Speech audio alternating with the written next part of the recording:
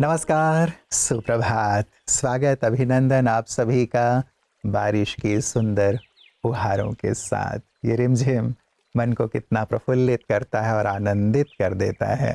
और आज से मित्रों श्रावण मास की शुरुआत हो रही है, तो श्रावण मास की आप सभी को दिल से बहुत बहुत शुभकामनाएं, क्योंकि कोई भी ऐसा नहीं होगा जो बारिश के इन रिमझिमों का आनंद नहीं लेता होगा। लेकिन मित्रों, इस श्रावण मास न केवल बारिश का आनंद लेने के लिए है, लेकिन ये विशेष करके परमात्मा शिव की भक्ति, आराधना और साधना से भी जुड़ा हुआ है। कल हम सभी ने गुरु पूर्णिमा मनाया और आज से श्रावण मास की शुरुआत हो रही है। दोनों का बहुत ही गहरा आध्यात्मिक नाता है मित्रों। गुरु पूर्णिमा अंतिम दिन होता है आषाढ़ मास का और अगले ही दिन से श्रावण मास की शुरुआत होती है। भाव ये है कि सद्गुरु ने जो हमें ज्ञान दिया, उस ज्ञान को अब साधना के माध्यम से अपने जीवन में लाओ। केवल ज्ञान पर्याप्त नहीं है मित्रों। बहुत सुंदर सी बात किसी ने कही थी कि ज्ञान आप में कब से चल रहा है वो महत्वपूर्ण है, ना कि ये महत्वपूर्ण है कि आप ज्ञान मार्ग में कब से चल रहे हो।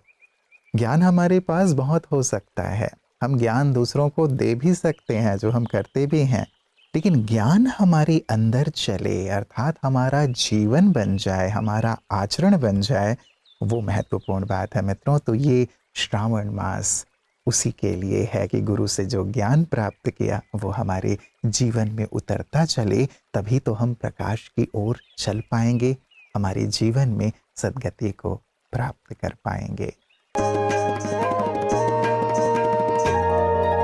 माफ करना सबसे बड़ी ताकत है। कई लोग सोचते हैं कि माफ करना कमजोरी की निशानी है, लेकिन सच तो यह है कि माफ वही कर सकता है जो अंदर से मजबूत हो। जब हम किसी के लिए मन में गुस्सा, शिकायत या नफरत रखते हैं, तो सबसे ज्यादा नुकसान हमारा ही होता है। हमारा मन अशांत रहता है और खुशी धीरे धीरे कम होने लगती है। माफ करने का मतलब किसी की गलती को सही ठहराना नहीं है। इसका मतलब है उस बोझ से खुद को आजाद कर लेना जो हमारे मन को परेशान कर रहा है। आज एक संकल्प लें, जो भी बीत गया उसे छोड़ दें, क्योंकि दूसरों को माफ करना वास्तव में खुद को शांति का सबसे बड़ा उपहार देना है।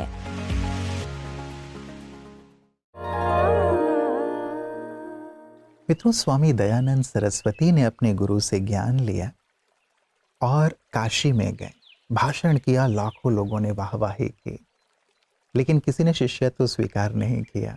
सब चले गए ताली बजा के। दूसरा, तीसरा, चौथा, पांचवा, हर जगह उन्होंने भाषण किया, लोग खूब ताली बजाते थे, वाह वाह करते थे और चले जाते थे। कोई शिष्यत्व स्वीकार करने के लिए रुकता नहीं था। दयानंद जी अपने गुरु के पास पहुंचे, कहा कि गुरु जी ऐसा क्यों हो रहा है? वाहवाही तो खूब हो रही है, तालियां तो खूब बज रही हैं, लेकिन कोई शिष्यत्व क्यों स्वीकार नहीं कर रहा है? तो गुरु ने बहुत प्रेरक बात कही मित्रों, जो हम सब के लिए बहुत बहुत उपयोगी है। गुरु ने कहा, दयानंद, अभी तक ज्ञान केवल तुम्हारी बुद्धि तक है, दिमाग तक है, दिल तक, जीवन तक नहीं उतरा है। तुमने ज्ञान तो ले लिया है, लेकिन साधना नहीं की। साधना से ही ज्ञान जीवन में उतरेगा और तब लोग तुम्हारा शिष्यत्व स्वीकार करेंगे, अर्थात तुम्हारी कही हुई बात को मानेंगे, स्वीकार करेंगे। दयानंद जी साधना के लिए हिमालय चले गए, साधना की, ज्ञान को जीवन में उतारा, पश्चात आए और आर्य समाज की स्थापना हुई। मित्रों, ये श्रावण मास हमें यही सिखाता है कि गुरु ने जो ज्ञान दिया है, उस ज्ञान को साधना के माध्यम से, तप के माध्यम से, मनन चिंतन के माध्यम से, अंतर्मुखी होकर आत्मचिंतन करते हुए हम अपने जीवन में उतारें। ज्ञान केवल किताबों तक रखने के लिए नहीं है, उपदेश देने के लिए नहीं है, लेकिन मेरे अपने जीवन में उतारने के लिए है, ताकि मैं अपना कल्याण कर सकूं, और जब मेरा कल्याण होगा तो मेरे आसपास के लोगों का भी कल्याण होगा। यही श्रावण मास हमें सिखाता है कि साधना करके ज्ञान को जीवन में उतार लो।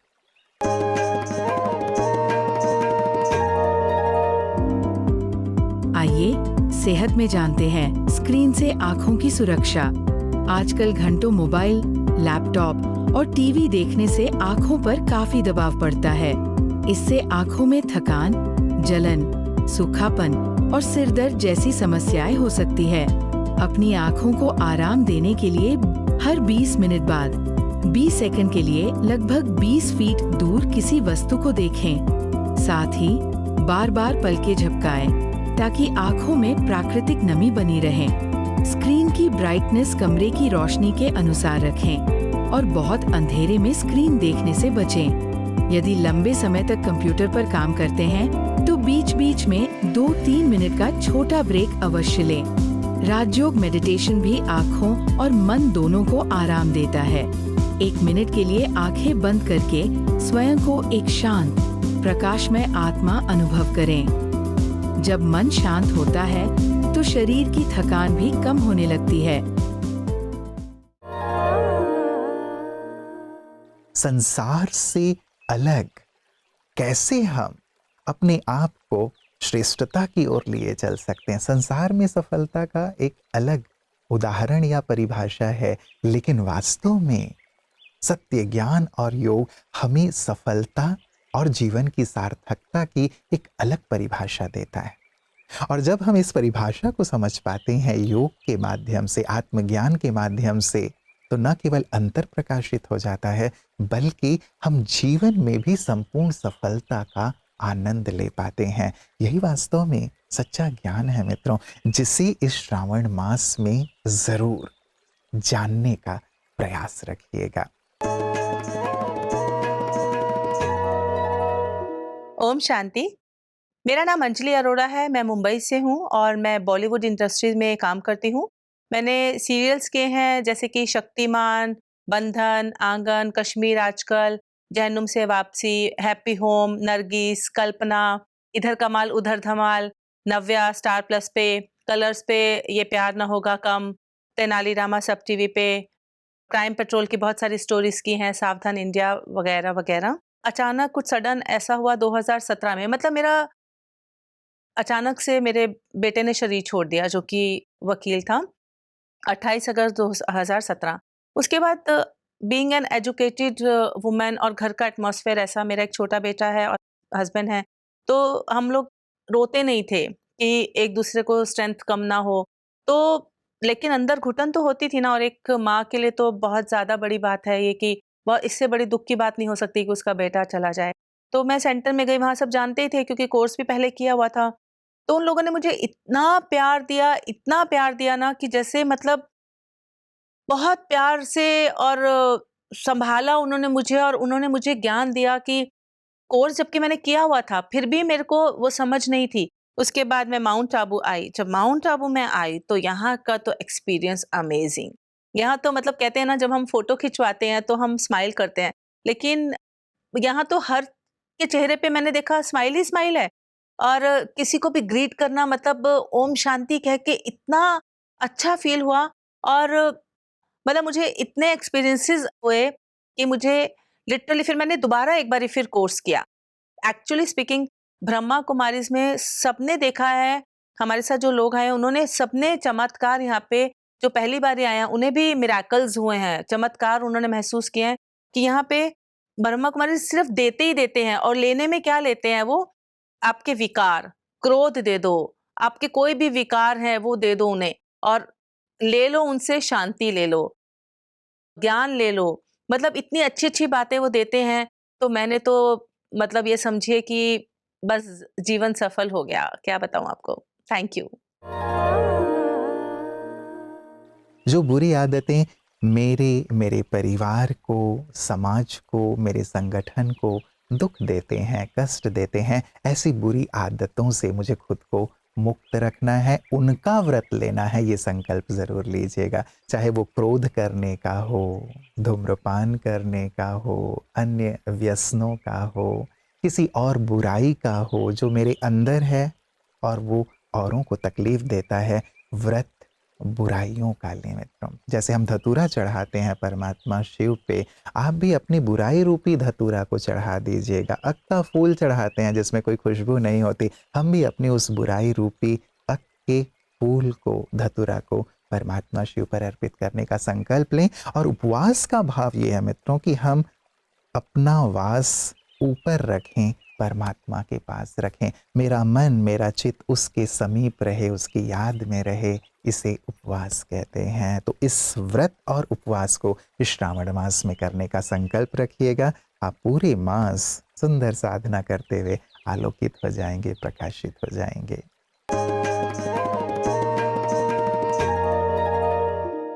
जीवन का दूसरा अर्थ है मुस्कुराना, अर्थात जीवन के हर कदम उठाते समय मन से, तन से, चेहरे से मुस्कुराते रहे। उसका आधार है जीवन के बारे में सही ज्ञान या समझ। इसलिए गीता कहती है, ज्ञानावस्थित चेतसः। ये कैसे संभव होगा जब हम अंदर से ज्ञान की अवस्था को अपना कर चलते हैं। अर्थात ज्ञान केवल जुबान तक नहीं है, ज्ञान जीवन में जब उतर जाता है हम ज्ञान का स्वरूप बन जाते हैं, अर्थात ज्ञान को अपना लेते हैं, तो जीवन एक मुस्कुराते हुए कदम आगे बढ़ाने का नाम हो जाता है। तो मानो जीवन बहुत सहज और सरल महसूस होता है और हमारे मुस्कुराहट कई लोगों के चेहरे में मुस्कुराना या मुस्कुराहट लाने के लिए कारणीभूत बन जाता है। इसलिए हमारी स्थिति जो है सदैव ज्ञान के आधार से प्रफुल्लित रहे। अज्ञान के वशीभूत होकर या ज्ञान की विस्मृति में आकर, देह भाव में आकर या भौतिकता में आकर हम ज्ञान से अपने मुंह ना मोड़े, हर बार ज्ञान से खुद को भी समझाते रहे, ज्ञान के स्वरूप बन के रहे। हमारी स्थिति जो है वो ज्ञान के आधार से बनी हुई हो।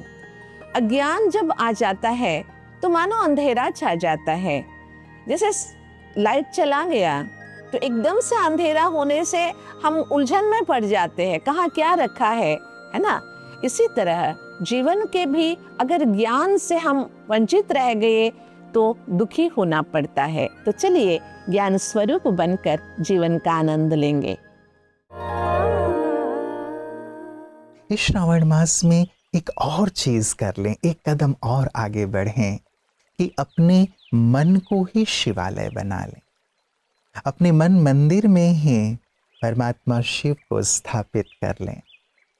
शिवालय जाकर के जब हम उनके दर्शन करते हैं, जितने देर तक हम वहाँ रहते हैं उतनी देर कितनी शांति और सुकून मिलती है। विचार करें, यदि मन ही शिवालय बन जाए तो जीवन सुकून से भर जाएगा, शांति से भर जाएगा, और जो लोग मेरे करीब आएंगे उनका मन भी शीतल और शांत हो जाएगा। और एक ऐसा शिवालय जहाँ एक धुन लगी रहे उसकी याद की, एक धुन लगी रहे जैसे परमात्मा मेरे पिता सबको प्रकाश देने वाले हैं, सबको शांति देने वाले हैं, सबको सुख देने वाले हैं, सबका कल्याण करने वाले हैं, सबकी मनोकामना पूरी करने वाले हैं।